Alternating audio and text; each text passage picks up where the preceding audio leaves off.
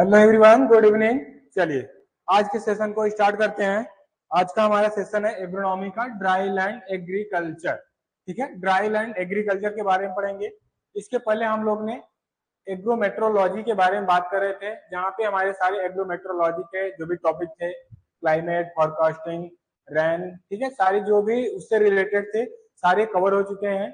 ठीक है, हाँ, आज क्लास जो थी हमारी 6:30 से थी, क्योंकि थोड़ी इधर इलेक्ट्रिसिटी की प्रॉब्लम चल रही है। 1-2 दिन से इधर काम चल रहा है, तो 1-2 दिन से थोड़ी सी प्रॉब्लम है। ठीक, तो उसकी वजह से क्लास आज 6:30 बजे रखी गई थी, और इसकी वजह से थोड़ी सी लेट क्लास स्टार्ट की गई है, ताकि कुछ बच्चे जो है क्लास ज्वाइन नहीं कर पाते टाइम से। ठीक, तो उनके लिए थोड़ी समस्या आती है, इसलिए क्लास थोड़ी लेट से स्टार्ट हुई है।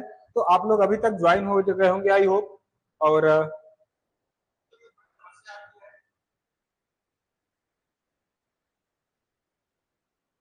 चलिए, ठीक है। हाँ, तो आप सभी लोग एक प्यारा सा कंफर्मेशन कर दीजिए कि आपको ऑडियो वीडियो प्रॉपर ढंग से विजिबल है। ठीक है, ऑडियो सुनाई दे रहा है, वीडियो आपको दिखाई दे रहा है। एक प्यारा सा वाई आप टाइप कर दीजिए, ताकि मैं समझ पाऊं कि आपको सारी चीजें दिखाई दे रही, ऑडियो वीडियो विजिबल है। ऐसा नो।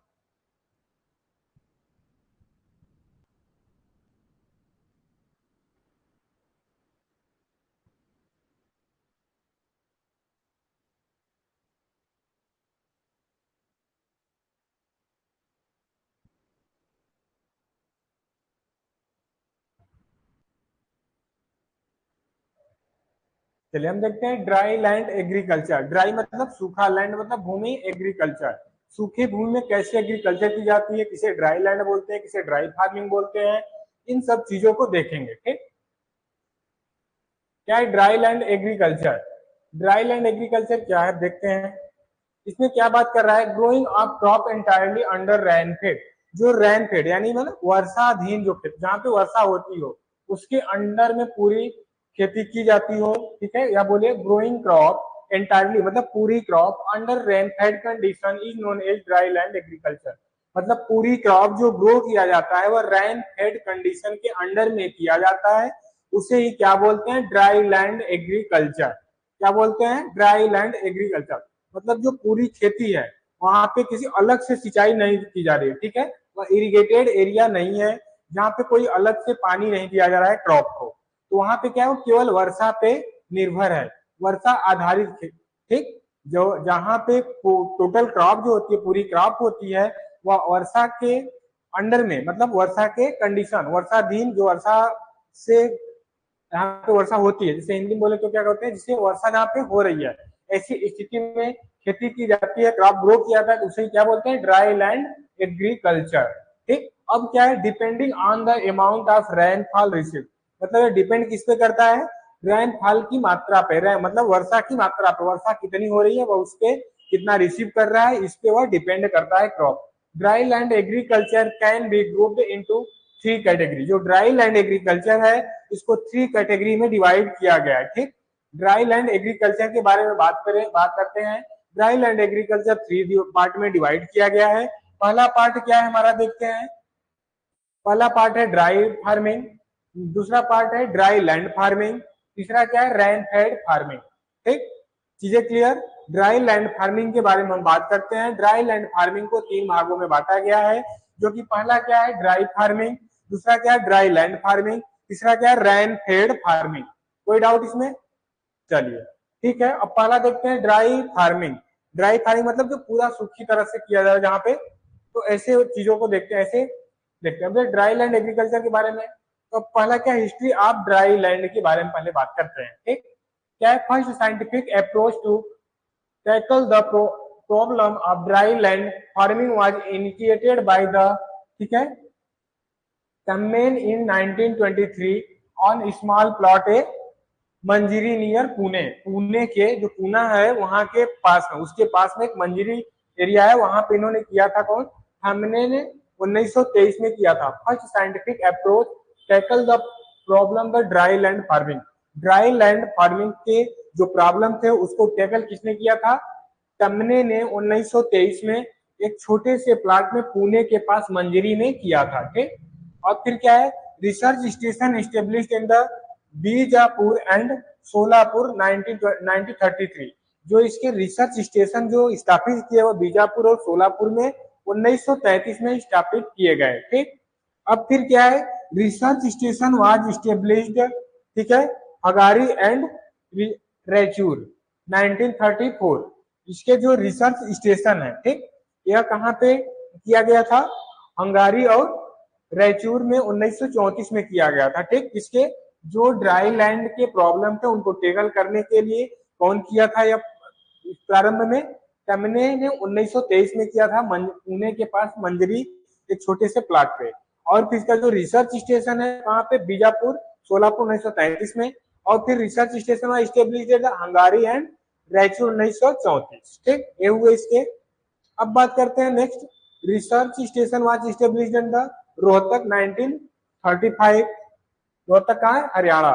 ठीक, और बात करते हैं monograph on dry farming in India by Kanitkar 1944। Next क्या है, सेंट्रल सॉइल कंजर्वेशन बोर्ड। ठीक, जो हमारा central soil conservation board was established in 1953। ठीक, अब फिर नेक्स्ट क्या है, central arid zone research institute, जिसे क्या बोलते हैं, काजरी भी बोलते हैं। यह कब स्थापित किया गया था, 1959 यानी 1959 में इसको स्थापित किया गया। ठीक, अब तो क्या, all India coordinate research project. ठीक, जो क्या बात कर रहा है, all India coordinate research project dry land agriculture, इसे क्या बोलते हैं, AICRPDA was started in year 1970। 1970 में इसे स्टार्ट किया गया था। कौन, coordinate research project on dry land agriculture. ठीक, अब फिर क्या बात कर रहा है, ISTA was established in 1972। अब नेक्स्ट क्या है, ड्राई लैंड। ठीक, यहाँ पे क्या है इसका,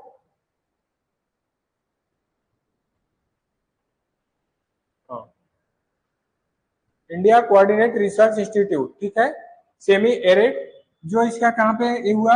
अब फिर क्या, dry land operational research project, इसे OPR बोलते हैं। ठीक, operational research project were started 1976। 1976 में इसे स्टार्ट किया गया। ठीक, चलिए अब नेक्स्ट चलते हैं, ड्राई लैंड रिसर्च इंस्टीट्यूट के बारे में बात करते हैं। इसमें क्या है, international centre for agriculture research in dry area, जो क्या बात कर रहा है, इंटरनेशनल सेंटर।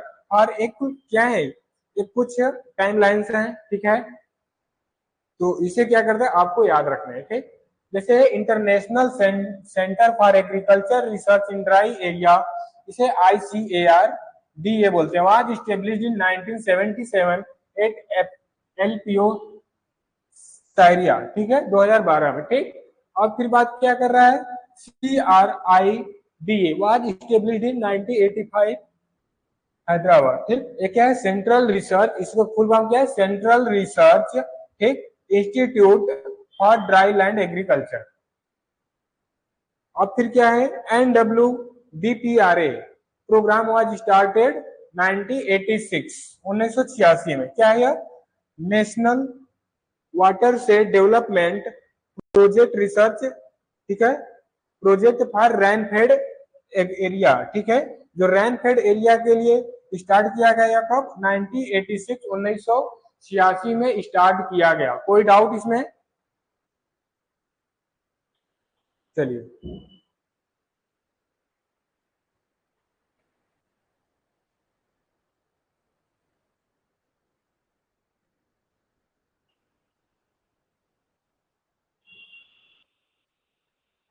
नेक्स्ट चलते हैं। अब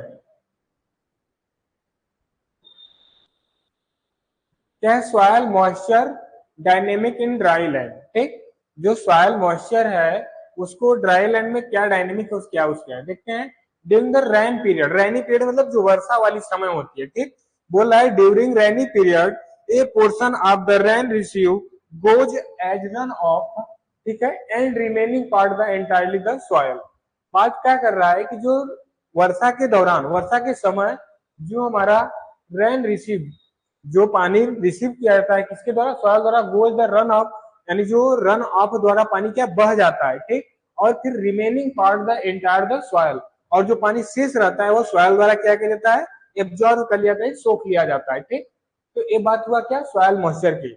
जो है रैन फेड सीजन होते हैं, रैन फेड एरिया होता है, वहां क्या होता है, जैसे जब बारिश होती है वहां पे कुछ बारिश क्या होती है, पानी की फ्लो कर जाता है, रन अप कर जाता है, मतलब बह जाता है, और शेष पानी जो बचता है वो सॉइल द्वारा क्या कर लिया जाता है, एंटर कर लिया जाता है, सोख लिया जाता है। ठीक, अब बात क्या कर रहा है, इट जनरली परकुलेट्स, जो मतलब परकुलेट मतलब जो सॉइल में पानी नीचे तरफ जाता है, ठीक, उसकी बात कर रहा है। तो in generally percolate to the lower layer and the some time goes beyond the root zone of crop. जो सामान्यतः जो पानी होते हैं वो परकुलेशन द्वारा लोअर लेयर में चले जाते हैं, और कुछ समय के कुछ पानी जो होते हैं वह क्या होते हैं, beyond the root zone of crop, कुछ पानी जो होते हैं शेष वह रूट जोन में चले जाते हैं। ठीक, अब नेक्स्ट क्या करें, आफ्टर द रेन, मतलब वर्षा के बाद, वर्षा होने के बाद की बात कर रहा है कि after the rain the surface soil gradually, ठीक है, gradually dry out they under due to evaporation. क्या करता है कि वर्षा होने के बाद सरफेस क्या होता है, सूख जाता है, ठीक है, उसके क्या कर रहा है, सूख जाता है, out either due to evaporation. ठीक है, इवेपोरेशन के दौरान क्या होता है, वहां के कुछ एरिया क्या होते हैं, कुछ पोर्शन सरफेस का क्या होता है, सूख जाता है, और द ट्रांसपीरेशन और ड्यू टू बोथ। ठीक, इवेपोरेशन और ट्रांसपीरेशन के द्वारा, ठीक है, जो सॉइल सरफेस होता है सामान्यतः क्या होता है, उसके बाहरी लेयर क्या होता है, सूख जाते हैं, ठीक, ड्राई कर जाते हैं। Soil related contracts in the dry land agriculture, इसमें बात क्या करते हैं, rain fed soil are poor in soil fertility. जो रैन फेड सॉइल होता है वह पुअर फर्टिलिटी का होता है। ठीक, उसमें क्या होती है, उसकी उर्वरता क्या होती है, कम होती है। Then irrigated soil is the nutrients due to either poor organic matter status. ठीक, जो हमारा इरिगेटेड एरिया है या इरिगेटेड फील्ड है, लैंड है, उसके दौरान क्या होता है, पुअर ऑर्गेनिक मैटर वहां पे स्थिति देखने को मिलती है। अब वाटी सोल की बात क्या कर रहा है, ब्लैक सॉइल होता है at the narrow range of the workability and poor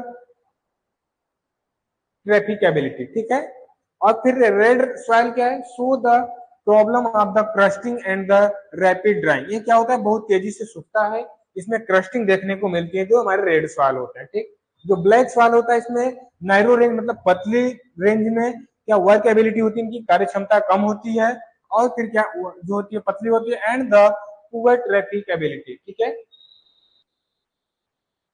अब बात क्या करते हैं, ड्राई फार्मिंग। ड्राई फार्मिंग क्या है, cultivation of crop in area where average annual rainfall less than 750 mm per annum. Dry farming किसे बोलते हैं, ऐसी कल्टीवेशन ऑफ क्रॉप, ठीक है, क्रॉप का कल्टीवेशन, ठीक है, cultivation of crop in area and average है, ऐसी एरिया में क्रॉप का कल्टीवेशन किया जाता है जहां की एवरेज रेनफॉल, जहां पे एक औसत वर्षा जो होती है कितनी होती है, 750 mm से कम होती है, उसे क्या बोलते हैं, ड्राई फार्मिंग बोलते हैं। ठीक, जहां पे एवरेज रेनफॉल 750 mm से कम होती है उसको क्या बोलते हैं, ड्राई फार्मिंग। अब बात क्या है, ड्राई लैंड फार्मिंग की बात कर रहा है, cultivation of crop in area receiving rainfall from 75, ठीक है, 750 टू, ठीक है, 1150 mm per annum. Dry land farming क्या हुआ, जहां पे पर ईयर यानी एक वर्ष में 750 से 1150 mm तक वर्षा होती है, उसी को क्या बोलते हैं, ड्राई लैंड फार्मिंग बोला जाता है। ठीक, अब बात क्या है, रेन फेड फार्मिंग की बात करते हैं। क्या है, cultivation of crop in region receive, ठीक है, region receiving more than 1150 mm। ठीक, जहां पे पर एनम वर्षा, ठीक है, एक साल में वर्षा जो रेन होती है वह कितना होता है, 1150 mm से अधिक होता है, उसी को क्या बोलते हैं, रेन फेड फार्मिंग बोला जाता है। ठीक, उसको क्या बोला जाता है, रेन फेड फार्मिंग बोला जाता है। ओके, चलिए समझ में आया। ड्राई फार्मिंग क्या हुआ, जहां पे वर्षा पर एनम 750 mm से कम होती है, कितना, 750 mm से कम होती है। ठीक, 750 mm से कम होती है, उसे क्या बोलते हैं, ठीक, उसको क्या बोलते हैं हम, ड्राई फार्मिंग। और ड्राई लैंड क्या है, ड्राई लैंड फार्मिंग 750 mm से 1150 mm तक पर एनम वर्षा होती है। ठीक, और फिर बात क्या कर रहा है, रेन फेड फार्मिंग की, इसमें क्या होता है, मोर देन, ठीक है, मोर देन 1150 mm। ठीक, कोई डाउट इसमें? ड्राई फेड, ठीक है, ड्राई फार्मिंग वाला क्या है, ड्राई फार्मिंग, ड्राई लैंड, रैन फेड, क्लियर?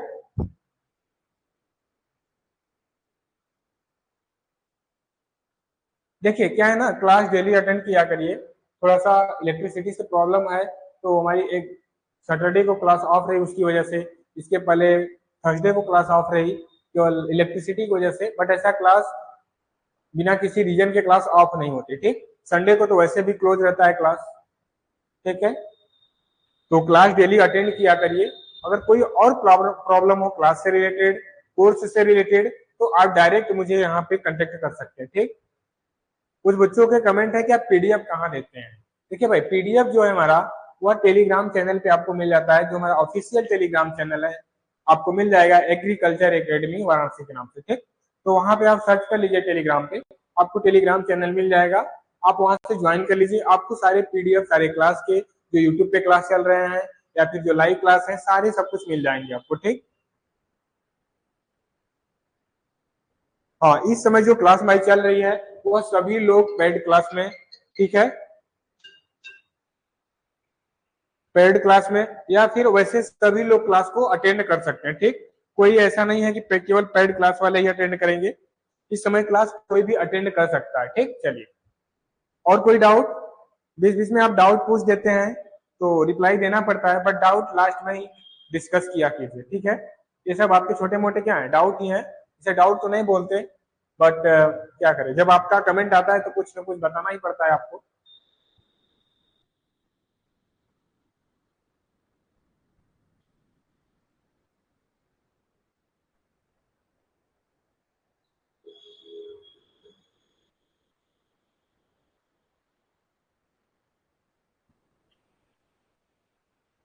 अब बात करते हैं ड्राई फार्मिंग की। ठीक, dry farming, the cultivation of crop in region with annual rainfall less than 750 mm, मतलब जहां पे एनुअल रेनफॉल 750 mm से कम होता है उसी को क्या बोलते हैं, dry farming. Crop failure the is most common due to prolong by the spell during the crop period. अगर क्रॉप पीरियड क्या होगा, उसका लंबा होगा, तो उसमें क्या होगा, क्रॉप के फेल्ड होने का क्या होगा, एक कॉमन सी बात होगी। ठीक है, क्रॉप फेलियर क्या हो गया, कॉमन सी बात है। अगर क्रॉप लंबे सीजन की है, अधिक दिन की है, तो क्रॉप को असफल होने में या फिर अच्छे से उनको ग्रो ना होने में एक कॉमन सी बात है। ठीक, समझ में आई? फिर moisture conservation practice are the necessary for crop production, मतलब जो सॉइल के जो मॉइस्चर है उनको बचाना क्या है, यहाँ पे नेसेसरी होता है क्रॉप प्रोडक्शन के लिए, क्रॉप उत्पादन, फसल उत्पादन के लिए। ठीक, फसल उत्पादन करने के लिए क्रॉप के सॉइल के मॉइस्चर को उसे कंजर्वेशन करना, बचाना, संरक्षण करना उनका क्या है, बहुत ही जरूरी होता है। ठीक, ये क्या हुआ ड्राई फार्मिंग के बारे में। ठीक, चीजें क्लियर? अब dry land farming, the cultivation of the crop, ठीक है, in regions with annual rainfall more than 750 mm, जहां पे ऐसे क्षेत्र जहां पे एनुअल रेनफॉल 750 mm से कम होता है उसको क्या बोलते हैं हम, ड्राई लैंड फार्मिंग बोला जाता है। ठीक, अब बात क्या करते हैं, these are the semi arid tract with the grow period, मतलब अर्ध शुष्क जो हमारे ट्रैक्ट है उसके साथ grow period the between 75 and 120 days, इसके जो क्रॉप की दिन होनी चाहिए वो 75 से 120 दिन की होनी चाहिए। ठीक, माई ड्राई लैंड फार्मिंग में जो क्रॉप की अवधि होनी चाहिए, दिन होनी चाहिए फसल की, वह कितने दिन की होनी चाहिए, 75 से 120 दिन की वह फसल होनी चाहिए। ठीक, अब बात क्या करें, सॉइल कंजर्वेशन द प्रैक्टिस और द नेसेसरी और द क्रॉप प्रोडक्शन, इसमें भी बात वही कर रहा है कि सॉइल के जो मॉइस्चर है उनको संरक्षण करना बहुत ही जरूरी होता है फसल उत्पादन के लिए। ठीक, अब क्या है, रैन फेड फार्मिंग की बात करते हैं। ठीक है, तो क्या है रैन फेड फार्मिंग? ठीक, इसमें बोलते हैं वर्षा आधारित कृषि, क्या बोलते हैं इसको, वर्षा आधारित कृषि।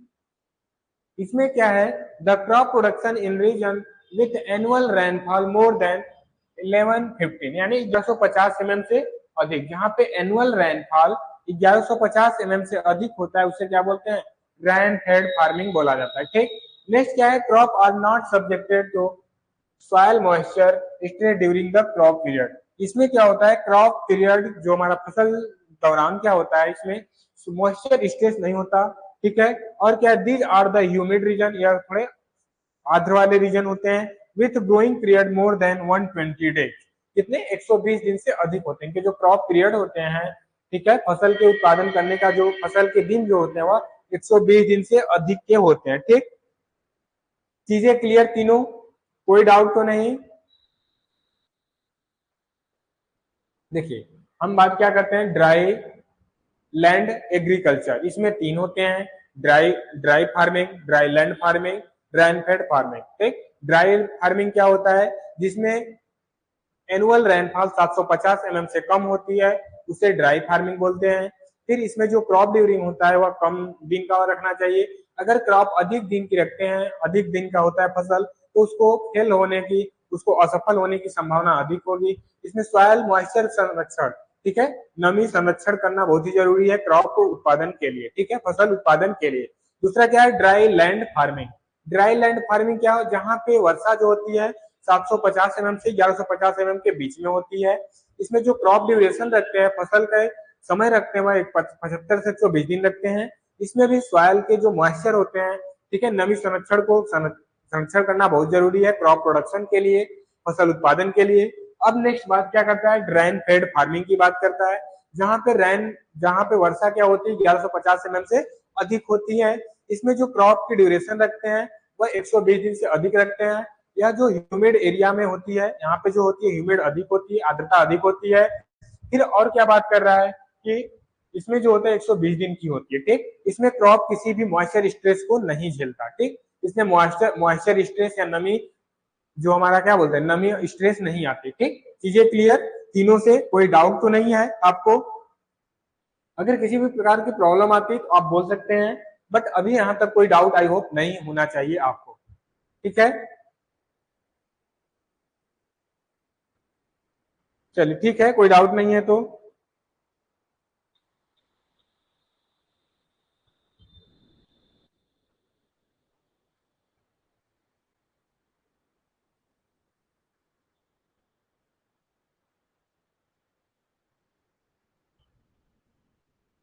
United economic.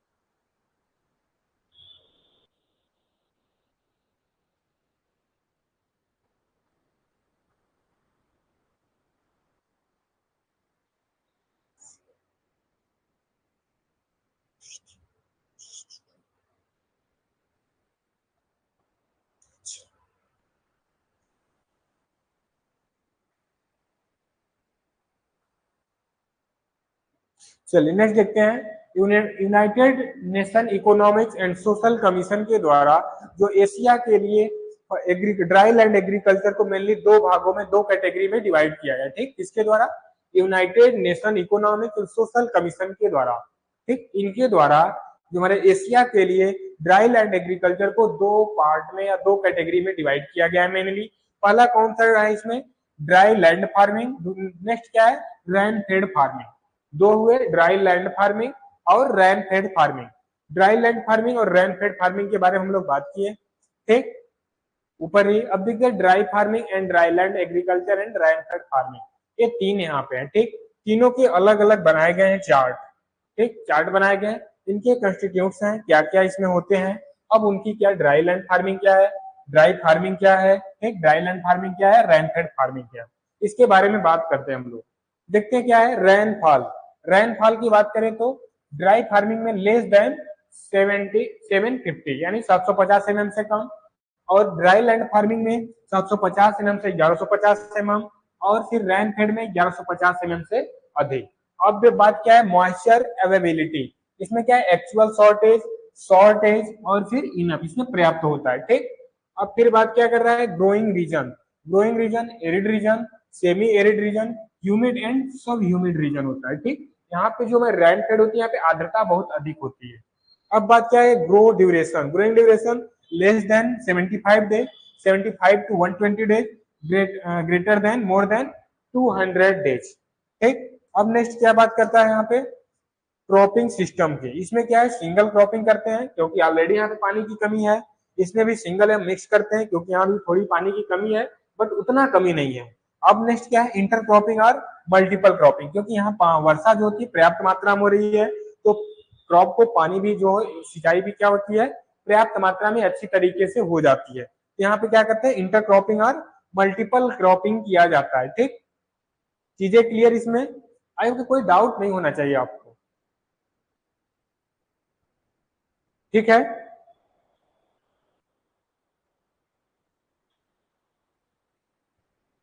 और भी नेक्स्ट देखते हैं इसमें क्या है, frequency of crop failure. Frequent मतलब बहुत तेज होता है, लेस फ्रीक्वेंट रियरली मतलब कभी कभी इसमें हो जाता है। इसमें लेस फ्रीक्वेंट मतलब बहुत कम चांस होते हैं फेल होने के इसके। ठीक, फेल होता है बट चांस क्या होता है, बहुत कम होता है। इसमें तो ज्यादातर चांस होता है क्रॉप को फेल होने का। अब क्या है, ड्राई स्पेल क्या होता है, वेरी कॉमन होता है, बहुत ही सामान्य होता है, मॉडरेट टाइप का होता है, और नो ऑकरेंस, इसमें कोई चांस ही नहीं होता इसमें क्या हो, ड्राई स्पेल आएगा। ठीक, और फिर क्या है, कंस्टेंट्स क्या है, विंड इरोजन हवा द्वारा भी होता है, विंड और वाटर द्वारा होता है। इसमें वाटर इरोजन क्यों होता है, क्योंकि रेन फेड एरिया है तो बारिश अधिक हो रही है ऑलरेडी, तो क्या होगा वहां पे वाटर इरोजन ही होने की चांस अधिक है। ठीक, अब बात क्या है, measure needed to improve productivity, मतलब प्रोडक्टिविटी को इम्प्रूव करने के लिए क्या है, मॉइस्चर कंजर्वेशन। अब फिर क्या है, मॉइस्चर कंजर्वेशन एंड ड्रेनेज। ठीक, सॉइल को मॉइस्चर को संरक्षण भी किया जाता है नमी को, और फिर पानी को निकाला भी जाता है आवश्यकता से अधिक होने पर। ड्रेनेज और वाटर डिस्पोजल, पानी को निकालते हैं या फिर पानी को डिपोजिट करते हैं, ठीक, या पानी को इकट्ठा करते हैं। ये चीजें हुए रेन फेड में। तो कोई डाउट तो नहीं होना चाहिए अभी तक आपको। अब क्या है, रेनफॉल एंड क्लाइमेट रीजन। क्या है, रेनफॉल और क्लाइमेट रीजन क्या होता है। अगर वर्षा क्या है, लेस देन कितना 500, ठीक, क्या बोल रहा है, लेस देन 500, तो क्या होगा, एरिड रीजन। 500 टू 700 क्या होगा, सेमी एरिड रीजन। 750 मतलब 750 टू 1000, यानी मतलब 750 से 1000 के बीच में वर्षा होता है, तो कैसा है वह, सब सब ह्यूमिड। और फिर क्या कह रहा है, ग्रेटर देन 1000, तो क्या होगा, ह्यूमिड। ये क्या हुए, रीजन और क्लाइमेट, मतलब रेनफॉल और उसके क्लाइमेट, कौन से क्लाइमेट में कितना वर्षा होती है, पानी बारिश होती है। ठीक, तो क्या बात कर रहा है, जैसे अगर 500 कितना 500 तक बारिश होती है तो क्या होगा हमारा, एरिड रीजन। 500 से 700 के बीच में वर्षा होती हो तो सेमी एरिड रीजन। 750 से 1000 तक होती है तो क्या हो गया, सब ह्यूमिड। 1000 से अधिक हुआ तो क्या हुआ, ह्यूमिड रीजन हुआ। ठीक, या ह्यूमिड क्लाइमेट हुआ वहां पे। अब बात करते हैं एरिड जोन। अब देखिए क्या बात करते हैं, जैसे हमने पढ़ाया था अभी पैडी के बारे में। ठीक, पैडी में क्या बताया था, राइस में, उसमें क्या होती है, ह्यूमिड में राइस हमारी ग्रो करती है, यानी उसके लिए वर्षा क्या चाहिए, रेन क्या होनी चाहिए, बहुत अधिक होनी चाहिए। ठीक, यानी 1000 तक। ओके, अब देखते हैं अलग अलग जोन क्या क्या है। ठीक, कौन कौन से अलग अलग जोन है।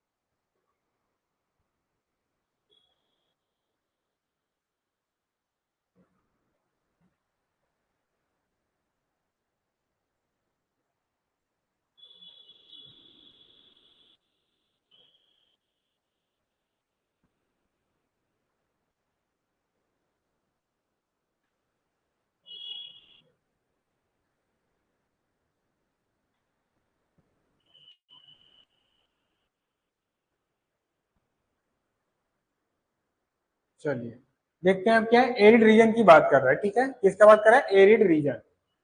तो इसमें क्या है, the arid zone will have the MDI between, जिसका एमडीआई बिटवीन कितना है, 66.7 टू 100। ठीक है, -66.7 टू -100। अब बात क्या है, precipitation is less than potential evaporation.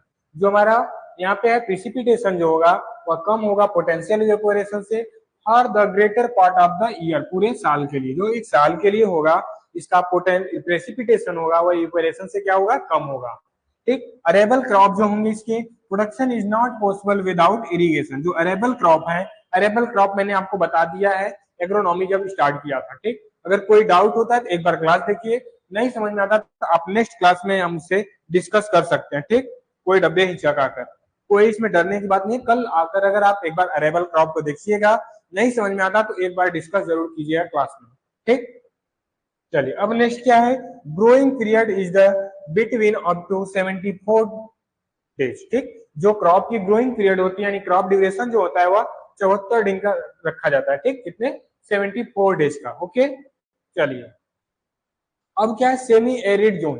Semi arid zone की बात करें तो they have moisture index value between, जो इनके मॉइस्चर इंडेक्स, ठीक है, नमी सूचांक सूचकांक जो होता है उनका मान जो होता है -33 से -33.3, ठीक है, कितना, -33.32 -66.7 होता है। ठीक, crop production is possibly by the adopting moisture conservation practice.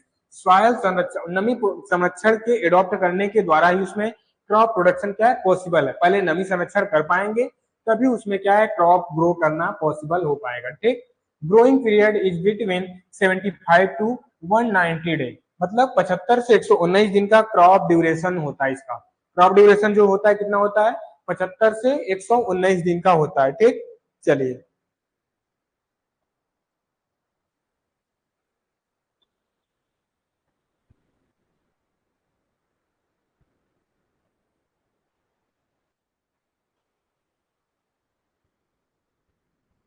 तो चलिए आज का जो पिछला लेक्चर चुका था हमारा क्लास, उसका यहाँ पे कंप्लीट हुआ। अब हम आज नेक्स्ट चलते हैं, आज क्या पढ़ेंगे, ड्रॉट, सूखा के बारे में।